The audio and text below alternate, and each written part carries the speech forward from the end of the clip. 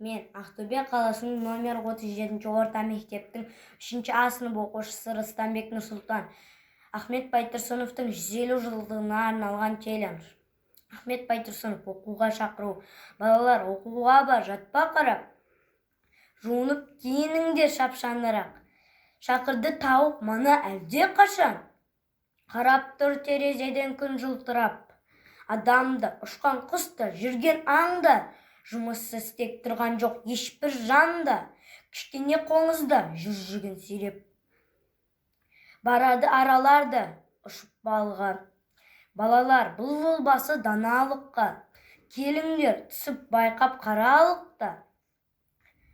Бұл жолмен бара жатқан өзіңдей көп, соларды көре тұра қалалық па? Даналық өшпес, жарық кетпес, байлық жүріңдер іздеп тауып алалық та.